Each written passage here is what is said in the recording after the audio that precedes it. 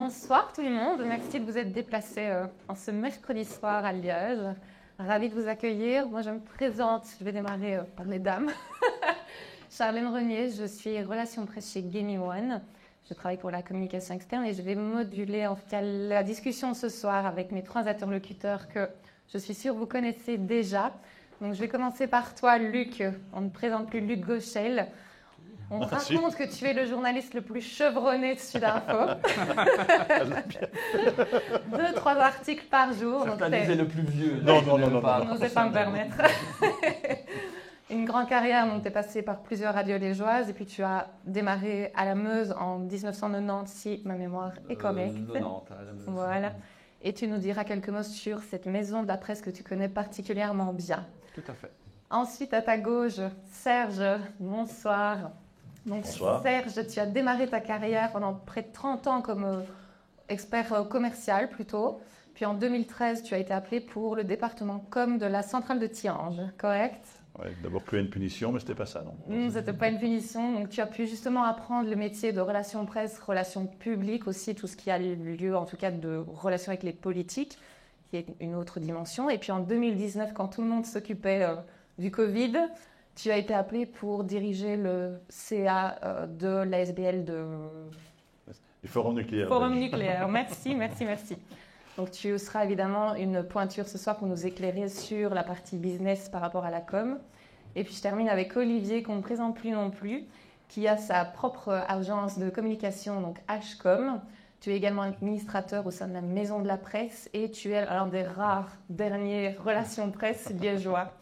Bonsoir. Relation presse, il y en a un paquet. Voilà, donc vous êtes prêts, on va démarrer tout de suite. Donc un petit mot peut-être de toi, Luc, pour nous donner un petit peu plus d'informations sur ce lieu emblématique qu'est la Maison de la Voilà, Presse. parce que je vois des têtes que je n'ai jamais vues ici, donc je suppose que pour la plupart d'entre vous, c'est la première fois que vous mettez les pieds dans cette Maison de la Presse et de la Communication. Donc vous le voyez, hein, c'est une auguste demeure. Elle remonte à près de 3 siècles. Elle faisait partie des chanoines du chapitre de la cathédrale Saint-Lambert à l'époque.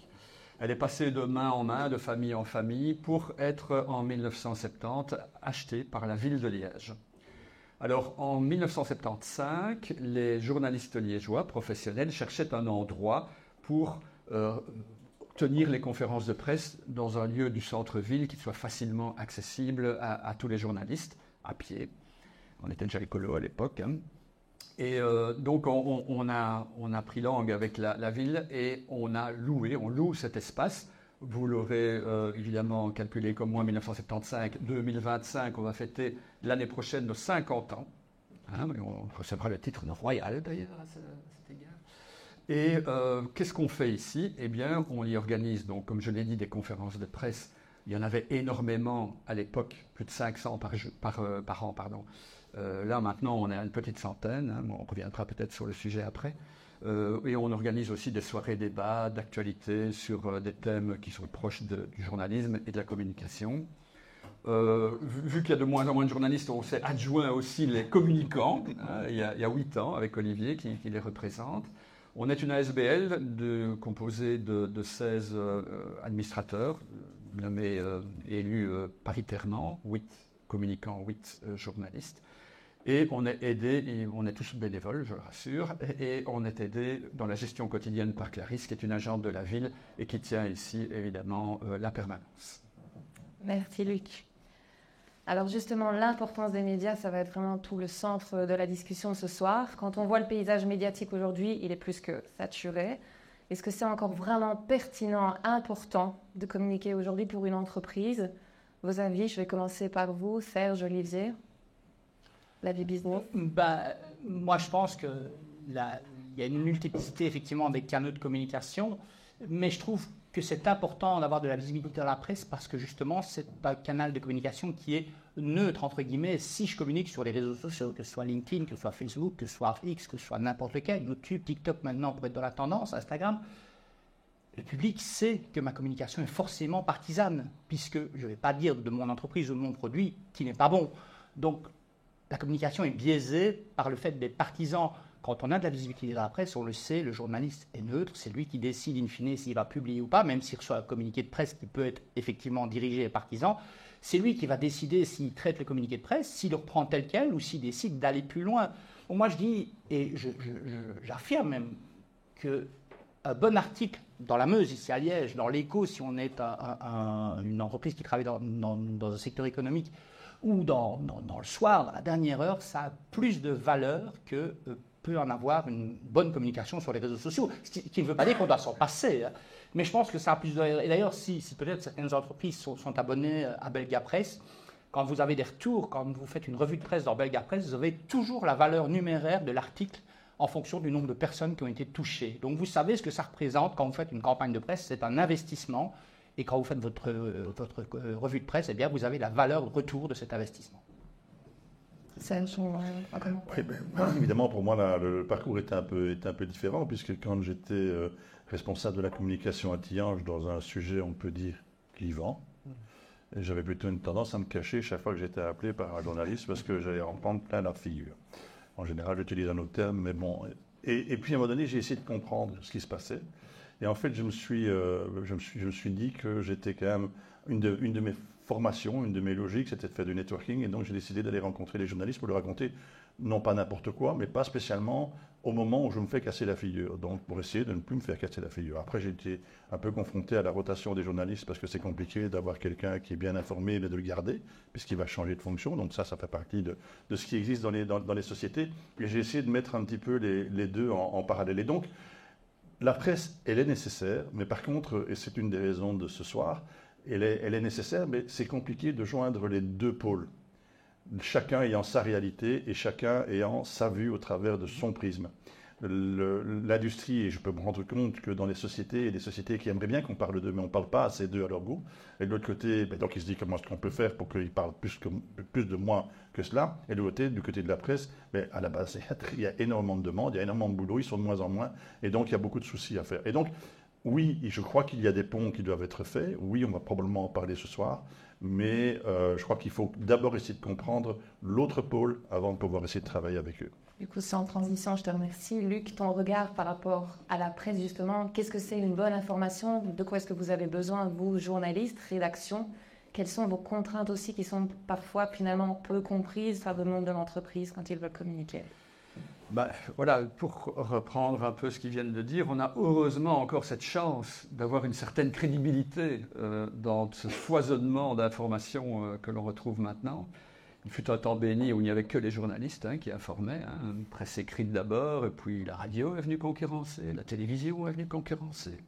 Et puis vous avez ce phénomène Internet qui a tout balayé, sur base d'une certaine gratuité, ce qui nous a évidemment posé de graves problèmes. Voilà, dans ce chamboulement, en tout cas, d'accès à l'information, on reste encore, heureusement, un endroit un peu refuge pour tous ceux qui sont un peu déboussolés. Et pourquoi est-ce qu'ils viennent sur les sites de presse, quand même, encore? C'est parce qu'ils savent que nous sommes soumis à un code de déontologie. Chaque journaliste professionnel doit respecter ce code qui nous impose, et on le fait bien volontiers, c'est pas ça, mais de vérifier cette information, de la recouper, de donner tous les points de vue, parties prenantes à la question qui est posée. Nous, on n'est pas payé pour faire cette information. Si, on est payé, on a notre salaire, bien évidemment, mais ce n'est pas les gens sur lesquels on parle qui nous payent. Et ça, c'est très, très important. Alors, si on ne fait pas ça, donc il y a toute une série de garde-fous qui sont dans le code de déontologie. Il y a le droit de réponse, par exemple, parce qu'on n'a pas la science infuse non plus, on n'a pas pu contacter tout le monde non plus. On va de plus en plus vite, c'est normal, avec la vitesse d'Internet. Et donc, on a, par exemple, le droit de réponse, tout simplement. Ou bien, évidemment, le dépôt de plainte au Conseil de déontologie journalistique, voire le dépôt de plainte en justice. Et tout ça, évidemment, en cascade, nous respectons. Et si un journaliste n'a pas fait de bonne foi l'enquête qui lui avait été demandée, la sanction, on l'a déjà vu, c'est la porte, simplement. Donc, c'est un vrai métier. Ce n'est pas un métier qu'on fait comme ça parce qu'on s'est réveillé le matin. Non, c'est un vrai métier avec des garde-fous. C'est ça, heureusement, qu'on a encore. Alors justement, attaché de presse aussi, c'est un vrai métier. Il faut le rappeler. C'est fini l'époque bénie, il y a peut-être 30, 40, 50 ans, où il suffisait d'envoyer un communiqué de presse ou une invitation à une conférence de presse pour avoir du retour. Oui. Ça, c'est terminé. Si vous pensez ça, alors effectivement, on a beaucoup de choses à se dire ce soir. Justement, tu me tends la perche. C'est aussi un métier. Oui. On a tous des vrais métiers ce soir. Comment est-ce qu'on interagit justement avec la presse? Une conférence de presse, est-ce que ça marche encore? Comment est-ce qu'on attire les journalistes? Comment est-ce qu'on articule sa communication quand on est du côté de l'entreprise et pour justement répondre aux réalités des médias dont Luc vient de parler? Moi, je crois qu'on a lâché le terme relation presse, et dans relation presse, le mot le plus important, c'est relation. Donc, effectivement, comme je l'ai dit, si vous pensez qu'il suffit d'envoyer un communiqué de presse à une base de données journalistes pour avoir du retour dans tous ces médias-là, vous êtes à côté de la plaque. Il y a une vraie relation à entretenir avec les médias. Il y a un moment donné, il faut savoir se positionner dans les médias et ne pas s'attendre à avoir du retour systématiquement quand on s'adresse à un journaliste. Il y a plus de non-retour que de retour. Mais quand on a un vrai retour, il a une réelle valeur. Donc, je pense qu'il faut entretenir de vraies relations. Il faut connaître ces journalistes. Il faut discuter avec eux. Il ne faut pas seulement faire appel à des journalistes quand on a besoin d'eux. Mais par exemple, des exemples concrets, networker, tu le disais, j'ai commencé à networker avec les journalistes, c'est important, voir où les journalistes sont, pouvoir aller les trouver, les rencontrer, discuter avec eux, créer son carnet d'adresses, mais que ce soit plus qu'un numéro de téléphone ou une adresse mail ou un WhatsApp dans un carnet d'adresses, que ce soit une vraie relation, pas dire d'amitié, mais en tout cas une relation professionnelle forte. Oui, on les contacte pas uniquement quand on a besoin d'eux. Du coup, Serge, si je te parle de off, d'embargo, qu'est-ce que ça t'évoque justement dans la relation de presse? On va tout de suite dans la difficulté. Je vais juste dire un point juste avant, mais je t'assure, je prendrai le après. Je crois que c'est important, et au niveau des entreprises, au niveau des industries, on est habitué à travailler en termes d'empathie pour son client, pour son personnel, pour un tel genre. Je crois qu'on doit également faire davantage d'empathie vis-à-vis de la presse. Donc, comme je le disais, en essayant de les comprendre, mais en discutant avec eux et en networkant, effectivement. Mettez-vous à la place d'un journaliste qui reçoit un mail avec éventuellement un communiqué de presse de quelqu'un qu'il ne connaît ni d'Ève ni d'Adam, dans un sujet qu'il ne connaît pas. Et de l'autre côté, la partie qui a envoyé le mail, elle estime que comme elle a envoyé un mail, avec un communiqué de presse, il va paraître dans la presse. Eh bien, c'est là qu'il y a un mur. Ce n'est pas un China wall, c'est vraiment un mur parce qu'en fait, les deux personnes, il y a un problème et le mot, on va le sortir, il y a un mot confiance qui aujourd'hui n'y est pas. Et donc, quand deux parties, deux êtres, on n'est pas en train de faire du rose ici, même si mon micro est rose, mais quand les deux parties apprennent à se connaître, se sont peut-être parfois testés sur des éléments, il ne faut pas avoir peur de le faire. À ce moment-là, quand on envoie quelque chose, déjà on a une certaine crédibilité à la base qui fait que peut-être, s'il y a suffisamment de place, ça passera. Et il faut accepter que ça ne passe pas toujours. Le off. Dans le off, j'avais dit que je promène. Oui. Dans le off, il y a effectivement énormément de choses que l'on peut faire passer, pour autant que l'on ait quelque part à un moment donné testé, désolé de le dire comme ça, que le off peut être maintenu par la personne à qui on dit. De nouveau, on est dans cette relation de confiance que vous connaissez tous au niveau des entreprises. Et donc, dans cette relation de confiance, à partir du moment où on a expliqué comment ça fonctionne, quel a été le souci, on peut dire à un moment donné, tu sais, on ne peut pas le dire comme ça, mais en fait, dans les faits, ce qui s'est passé, c'est ça et c'est ça, mais si on le dit, il va se passer ceci et ceci et cela, et c'est un souci. Ça, on peut le faire qu'avec quelqu'un dont on est vraiment en confiance. Je peux vous assurer que je l'ai fait à plusieurs reprises, que ça a tout à fait bien fonctionné, qu'il y a des gens avec qui ça n'a pas fonctionné, et ce sont des gens à qui j'ai eu du mal à répondre après dans les interviews, parce que quand la confiance est rompue, c'est comme avec un client, c'est comme avec un partenaire, c'est comme avec n'importe quoi, ça ne fonctionne plus. Mais bien souvent, ça fonctionne. Et quand cette relation de confiance existe, qu'elle est bien installée, c'est aussi plus facile de travailler avec les médias dans une situation tendue, dans une situation de crise. Si je peux donner un exemple, quand je travaillais à l'hôpital de la Citadelle, donc j'ai 17 ans d'ancienneté avant de lancer ma boîte comme chargé de com à l'hôpital de la Citadelle, notamment chargé de relations presse, eh bien, on a eu un souci en 2000 avec un patient qui avait été euthanasié sur base de sa volonté, mais la loi sur l'euthanasie n'était pas passée. Donc, il y a eu une fuite de l'intérieur vers un journaliste liégeois très connu qui a profité de son scoop et qui a bien enfoncé la citadelle. C'était pas moi. Non, c'était pas toi. C'était, voilà, je ne donnerai pas de nom. Et à un moment donné, d'abord j'ai décidé de faire face avec l'administration de la citadelle, avec la direction et la présidence de la citadelle. Donc on ne s'est pas réfugié en disant non, pas de commentaires. On pourra en parler aussi de ce pas de commentaires, qui est le thème, le nom de mon podcast d'ailleurs. Oui. Mais à un moment donné, ce journaliste assistait tellement qu'au bout de plusieurs jours, ce sont les autres journalistes qui ont été le trouver en lui disant écoute, ça suffit maintenant, tu as eu ton scoop, tu as bien démoli la citadelle, mais nous on a encore besoin de rattachés de presse quand on a besoin d'informations. Et c'est aussi ça, la relation va dans les deux sens, c'est pas seulement se dire j'ai un communiqué de presse, je vais l'envoyer à Luc. C'est quand Luc me téléphone en disant tiens, j'aurais besoin d'infos là-dessus, est-ce que tu peux, c'est de lui répondre. Je pense que j'ai jamais laissé un journaliste en plan en lui disant j'ai pas de quoi te fournir une réponse ou j'ai pas envie de te fournir une réponse. Oui. Ça c'est important. Donc, répondre quand on est sollicité, mais également anticiper les moments ça va dans les deux sens. Communiquer. La relation va dans les deux sens. Effectivement, que les journalistes ne sont pas non plus capables d'être télépathes et donc pouvoir leur expliquer vers où on veut aller et quel est le cheminement de la communication qu'on est en train d'élaborer. Donc justement, ça veut dire connaître ces médias, c'est se rendre compte qu'il y a des presses qui sont spécialisées. Donc la première des choses, c'est peut-être de faire une revue presse, comprendre qui signe ces articles. Qu'est-ce que vous faites justement, vous, dans les différentes entreprises où vous travaillez par rapport à ça? Ça, c'est très important de savoir à qui on s'adresse, parce que tous les médias ne font pas la même chose, forcément. Vous avez en gros les médias généralistes, qui doivent parler de tout, mais qui forcément ne sont spécialisés en rien. Et vous avez des magazines ou des médias spécialisés. Et on ne s'adresse pas de la même manière à la Meuse, par exemple, qu'au journal L'Écho. Pourquoi ? Parce qu'à la Meuse, on parle aussi bien avec un enfant de 12 ans, un pensionné à Tiller, qu'un prof du livre. Je le dis parce qu'on a vraiment des lecteurs dans toutes les strates de la société. Et donc, si par exemple on est ici avec des entreprises, si on commence à parler en utilisant un vocabulaire que le commun des mortels ne connaît pas, les cash flow, les EBITDA, etc., eh bien, ça ne marchera pas. Par contre, si vous vous adressez à l'Écho, effectivement, là vous pouvez y aller. Les gens qui lisent l'Écho sont essentiellement des gens qui s'intéressent à l'économie et connaissent déjà, ils ont tous ces prérequis que n'ont pas la presse généraliste. Alors, ça c'est pour le langage, mais ça vaut aussi pour les sujets.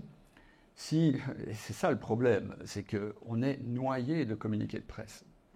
Toute société qui a envie de faire quelque chose, elle envoie, comme dit Olivier, et elle croit que le lendemain, ce sera dans le journal. Ben non, évidemment.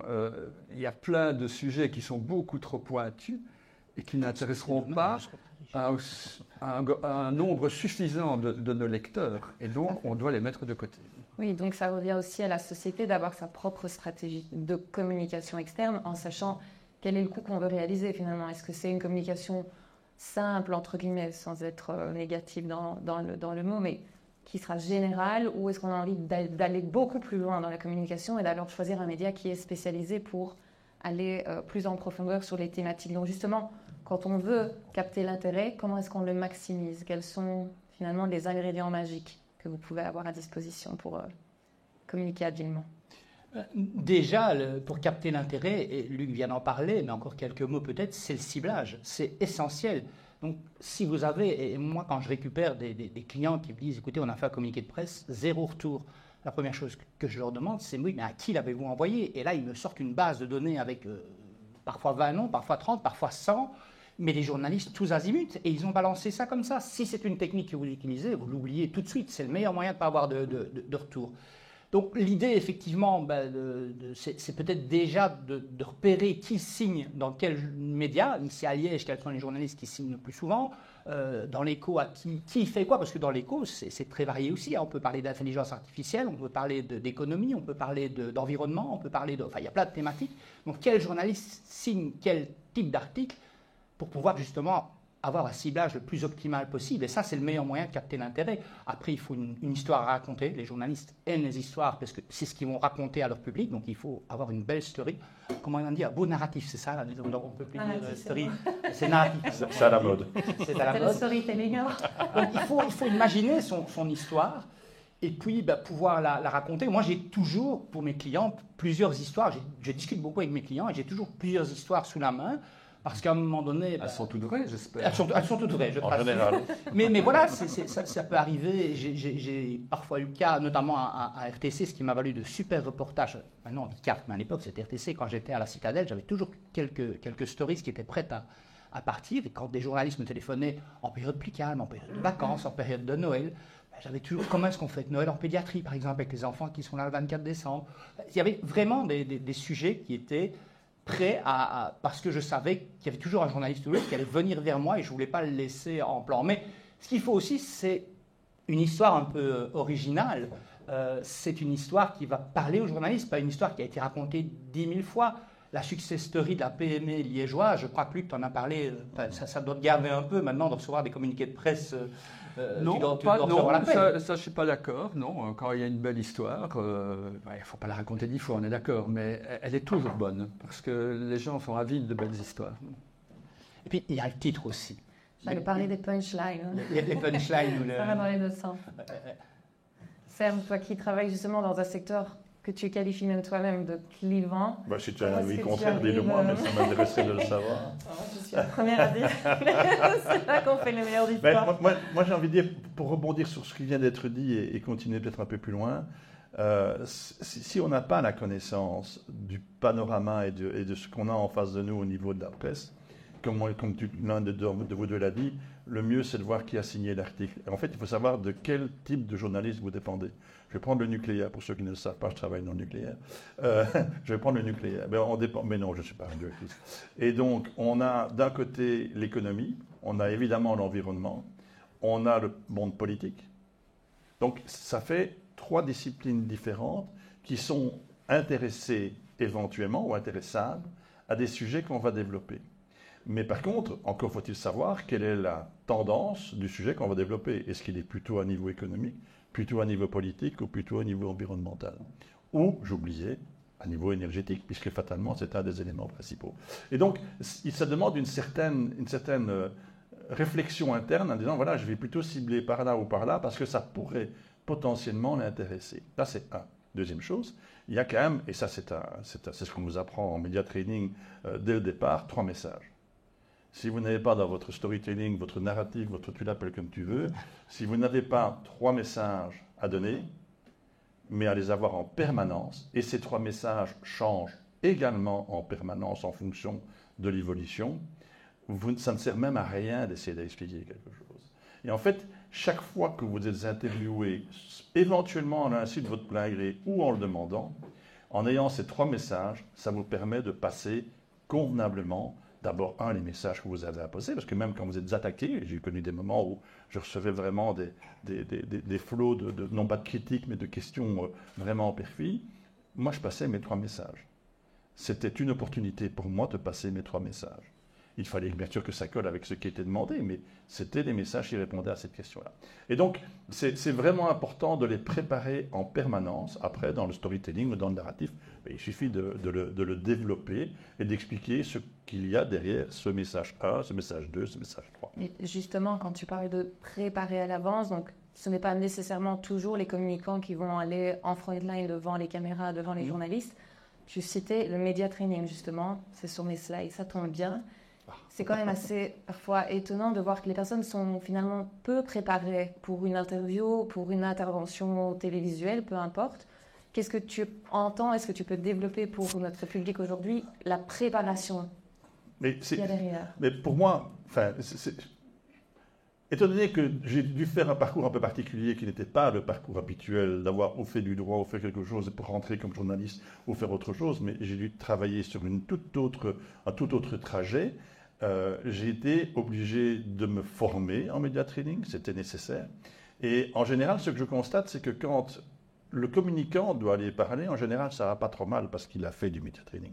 Par contre, au moment où il doit envoyer son patron aller le faire, qui demande un peu de visibilité aussi, qui demande aussi éventuellement certains éléments où il faut faire attention sur du branding protection ou que sais-je, parce que ça aussi c'est compliqué. Il doit aussi avoir ces éléments de langage, il doit aussi avoir ces 3 messages. Et donc en général, c'est le communicant qui forme en 1 heure le CIO pour qu'il aille parler. Ça, c'est se mettre le doigt dans l'œil jusqu'au coude, évidemment. Ça peut fonctionner, mais il faut avoir de la chance. Donc il faut Si on a l'intention de le faire ou si on sait qu'on ne pourra pas éviter de le faire, eh bien, il faut aller se former.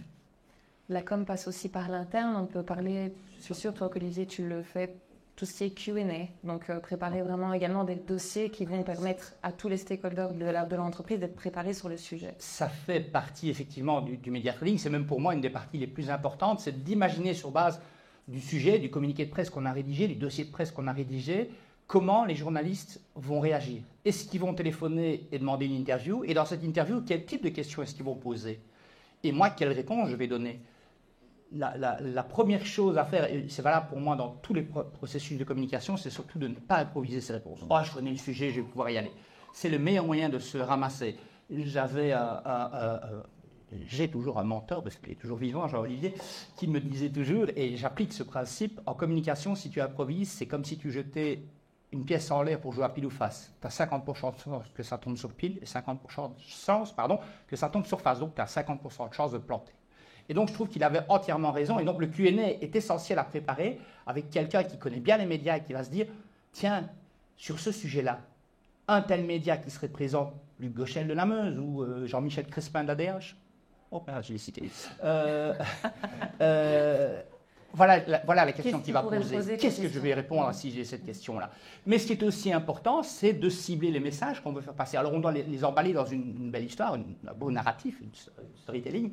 Mais quel est le message ou les messages qu'ils doivent faire passer? 3 au maximum, au grand maximum 3. Ouais. Mais c'est ce message-là qui doit passer, et notamment si vous avez une interview en TV. Le ou la journaliste va peut-être vous faire une interview qui va durer 10 minutes, un quart d'heure, et il va en garder 40 secondes. Voilà, donc il faut que je sois extrêmement important ce qu'il dit là. Il faut que je sois sûr que le message que je veux faire passer soit dans ces 40 secondes. Le premier message que vous voulez faire passer, dites-le tout de suite et en peu de mots. Parce que voilà, nous, on doit faire des reportages qui ne durent pas longtemps. Dans la presse écrite, heureusement, on a quand même un petit peu plus de place, mais en radio ou en TV, c'est des formats de 1 minute 30 pour les sujets les plus longs.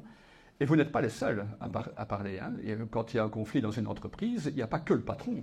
Il faudra aussi, dans cette minute 30-là, on va prendre des syndicats, on va prendre peut-être un client. Voilà. Donc, à un moment donné, vous avez droit à 10, 15, 20, 30 secondes maximum. Et si vous n'avez pas donné l'essentiel de votre message là-dedans, tant pis. Voilà. Alors, ça c'est clair. Et pour revenir sur le Q&A, parce c'est aussi important que les 3 messages, mais finalement, ils sont en équivalence. En fait, ce qui est important au niveau du Q&A, c'est de savoir, je suppose, si je demande à tout le monde s'il a déjà fait un Q&A quelque part, j'espère que tout le monde y a participé au moins une fois, même avec son communicant, parce que c'est compliqué. Parce qu'il faut faire le 360 degrés de tout ce qui pourrait m'être posé comme question sur un sujet qui peut-être m'embête, sur un sujet sur lequel je ne suis peut-être pas à l'aise, mais sur lequel je vais quand même devoir donner des réponses, et en plus, devoir donner 3 messages, dont le premier sera le plus important. Ça demande quand même pas mal de gymnastique d'esprit, et donc il faut les avoir préparés. Et de nouveau, c'est comme les 3 messages, ça changera tout le temps. Mais la question, c'est quand est-ce qu'on doit les préparer, quand est-ce qu'on doit préparer ce Q&A? Eh bien, en permanence. En permanence, parce que si vous êtes dans un secteur clivant, vous serez attaqué de toutes parts, partout, donc il faut préparer tous les endroits où ça peut faire mal et avoir les réponses. Et d'un autre côté, si vous avez des sujets bien précis que vous allez lancer, mais il est vraiment important de savoir quel sera le Q&A, parce que qu'est-ce qu'on peut me poser comme question? Et dans des sociétés telles qu'Electrabel que j'ai croisées, on se faisait des Q&A, on était 7 autour de la table pour le préparer.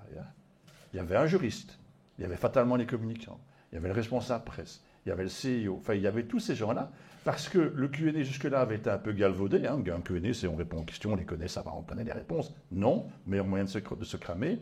En fonction de tout ce qui est en train de se passer au niveau politique, économique et autres, quelles sont les réponses qu'on va devoir donner? Et est-ce qu'elles sont valides? C'est presque une cellule de crise, tes Q&A. Oui, dans un secteur en crise et clivant, je peux te dire que tout est crise. Tout le monde n'est pas bien sûr. Dans le nucléaire. En général, c'est plus qu'un communiqué de presse. Il y a un travail qui dépasse le simple communiqué de presse sans être... Quand je fais des Q&A avec mes clients, qu'ils soient petits ou qu'ils soient grands, eh bien, je sors toujours du cadre de l'actu du communiqué de presse. Parce que je me dis, tiens, on annonce une nouvelle positive, mais il y a 2 mois, vous avez licencié 40 personnes. Et je suis certain qu'à un moment donné, il y a un journaliste sournois qui pourrait rebondir là-dessus. Donc, qu'est-ce qu'on va lui dire? La pire des choses, pour moi, en tant qu'attaché de presse, c'est de laisser un journaliste sans réponse. Pourquoi? Parce que s'il a posé une question, c'est qu'il a un sujet en tête. Et s'il n'a pas l'info à la source officielle, il ira la chercher ailleurs. Et ce sera pire que bien. Donc, préparons des réponses, y compris sur des sujets qui ne sont pas forcément le cœur du communiqué de presse.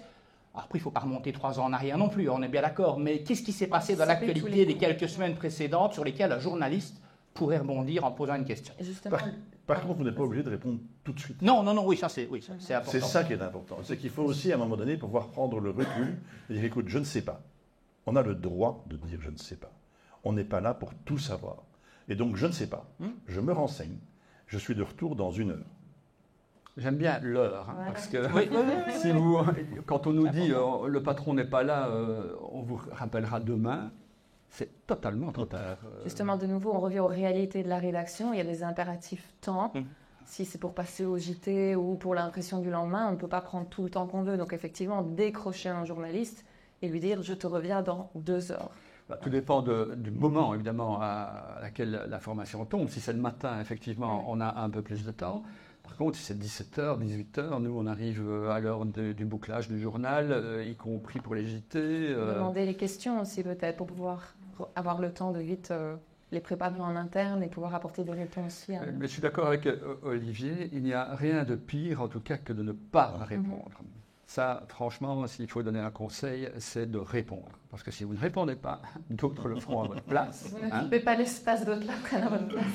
Voilà. Et nous, on a besoin de matière. On ne peut pas écrire quelque chose sur quelqu'un qui ne nous répond pas. On a 2 lignes, donc il nous faut de la matière. Parce qu'on doit parler de ce sujet-là, parce qu'il est important. Il vient de faire irruption dans l'actualité, on a un besoin. Alors, il vaut mieux même dire si quelque chose, même si on ne sait pas, on a cru que c'était ceci et que c'était là, mais voilà, mais au moins occuper l'espace parce qu'il n'y a rien de pire de ne pas répondre, et ça arrive souvent. On donne des appels, téléphone, on laisse des messages, on ne va pas en faire 50 non plus. Donc on en fait, moi en tout cas, c'est 2 et puis un SMS, et si après ça, je n'ai pas de réponse, moi je mets contacter, la direction n'a pas voulu répondre. Paf. Voilà. Et vous le savez comme moi, quand on ne veut pas répondre, c'est peut-être qu'on a quelque chose à cacher. Il n'y a rien de pire pour l'image que de lire dans les médias ou d'entendre à RTL ou sur l'RTB, l'entreprise s'est refusée à tout commentaire. Mais c'est vraiment essentiel. Mais de nouveau, ça dépend de la société. Dans des petites sociétés, c'est peut-être un peu moins grave encore que. Dans des grandes sociétés, le branding protection, c'est vraiment un des éléments auxquels parfois est lié le cours de la bourse aussi. Donc ça fait partie des choses sur lesquelles ça peut faire très très peur. Donc il y a des gens qui disent mais je peux expliquer ça parce que la réalité elle est là et c'est faisable. Avec quelqu'un derrière au niveau du general management qui dit tu te tais et tu ne dis rien. Et donc ça existe aussi, mais ça c'est chacun sa facilité ou sa contrainte, parce que tout le monde en a. Maintenant, dans des petites structures, c'est fatalement moins vrai. Mais tu disais dans des grosses sociétés, oui, à 7 ou à 8, c'est clair que c'est dans les grosses sociétés. Maintenant, je peux te dire que la SBL que je dirige n'est absolument pas une grosse société, on est 3. Donc ça va, c'est pas compliqué. Mais par contre, dès qu'on entend que quelque chose se passe, même pas chez nous spécialement, mais dans le secteur qui nous regarde, on prépare un Q&A. On va très très vite, parce qu'on doit être prêt. Et on a déjà préparé une centaine de Q&A qui n'ont jamais servi, mais qu'on recycle toujours un petit peu parce que ça parle quand même toujours du même sujet, mais on les prépare à chaque fois. Parce qu'il y a d'un côté ce que l'on veut dire, et donc c'est pratique parce qu'on appelle la presse et on se plaint parce qu'ils ne répondent pas. En réactif, c'est plus compliqué parce qu'on n'est vraiment jamais prêt, et c'est ça qu'on doit faire en permanence. Il y a aussi une autre réalité, c'est le fameux momentum. On peut être totalement prêt à faire une communication et finalement une info chasse l'autre, n'est-ce pas lui? Il est clair que choisissez votre moment si votre information n'est pas chaude, évidemment, n'est pas d'actualité. Mais bon, il est clair qu'on reçoit encore récemment, le 10 octobre ou le 12 octobre dernier, des messages et des sujets qui auraient été intéressants. On est noyé dans les élections, toutes les pages sont prises parce que voilà, il y a mille choses à dire, donc c'est vraiment pas le moment de le faire. Ouais. Choisissez des moments où l'actualité est plus calme, donc on sait qu'il peut toujours y avoir des trucs chauds qui arrivent au dernier moment, c'est clair, mais on sait que la période des vacances, par exemple, est beaucoup plus calme. La moitié des journalistes sont en congé, mais il y a le même nombre de pages dans le journal, donc il faut quand même le remplir. Entre Noël et Nouvel An, par exemple, voilà, il y a des moments, quand je le dis, l'actualité n'est pas chaude de ce que vous voulez dire. Question à vous trois, un dossier presse finalement. Qu'est-ce qu'on attend d'un dossier presse? Qu'est-ce qu'il doit contenir pour être attrayant tant pour les rédactions que pour satisfaire les besoins de la société? Voilà, je peux peut-être répondre. En fait, tout dépend du sujet. Donc si le sujet est d'importance, il nous faudra beaucoup d'informations. Si il est de peu d'importance, il faudra aller directement droit au but. Faire un petit résumé aussi au démarrage, avoir un titre, un peu comme un article finalement, un titre qui attire. Parce que, voilà, sans vouloir dévoiler le secret, mais on en reçoit une centaine par jour. Facile, plus encore 100 mails d'organisation interne du groupe, parce que voilà, on n'est pas tous situés au même endroit, donc il faut qu'on sache. Donc ça fait beaucoup. Il faut vraiment que ça nous attire le regard dès le départ, quoi. Et alors, aussi, maintenant, bien l'illustrer. Voilà. Avant, ça se passait encore, quand il y avait la presse écrite, mais là, ici, maintenant, on est tous sur Internet, donc on a tous plus de place On lit qu'avant. avec les yeux aussi. Aussi, mais je veux dire, dans un journal papier, le papier, il coûte cher, donc il est limité aussi en place. Et il faut mettre beaucoup d'informations. Donc, bien souvent, le standard, c'est un article, une photo. Voilà, les photos. Par contre, sur Internet, là, c'est open bar. Donc, on peut mettre plus de photos et même des vidéos. Donc là, il faut bien penser aussi maintenant vidéo, qui est maintenant le créneau qui marche bien sur tous les réseaux sociaux. On est bien d'accord. Donc, pensez à ce format vidéo. Avec de nouveau un problème, parce que nous, on est plutôt en horizontal, les réseaux sociaux sont en vertical. Donc, prenez des images assez larges qu'on puisse recouper si besoin. Enfin, voilà. C'est une technique, c'est un métier, comme dirait... On peut fournir les deux, une version verticale, une version horizontale, c'est tout à fait envisageable. Ce qu'il y a bien aussi dans les dossiers de presse, c'est, tu as lâché le mot, les citations, effectivement. Une citation du CIO, d'un intervenant quelconque pour nourrir le dossier de presse, c'est toujours intéressant. Et moi, ce que je pose comme constat, mais c'est un constat général dans la com, moi je travaille dans mes communiqués ou mes dossiers de presse, je travaille beaucoup sur le pourquoi de l'actu en question. Pourquoi est-ce que ça se met en place? Pourquoi est-ce que ça existe? Pourquoi en fait, les gens aiment savoir le pourquoi des choses. Et donc moi, c'est un angle que j'utilise beaucoup, de travailler sur le pourquoi. Alors justement, on parlait des réseaux sociaux, donc une information doit être pensée pour les différents canaux. Sur les réseaux sociaux, justement, comment est-ce que tu as ton regard, toi Luc, quand tu vois les articles qui sont repartagés là, commentés? Comment est-ce que tu vois l'info vivre finalement à travers ces médias un peu différents? Au début, c'était plus simple, clairement. Donc, on mettait notre article, il était lu ou pas lu, en quelque sorte. Bon, on avait juste des coups de fil à la rédaction ou voire des lettres de lecteurs qui réagissaient à une information. Maintenant, tout le monde réagit sur tout.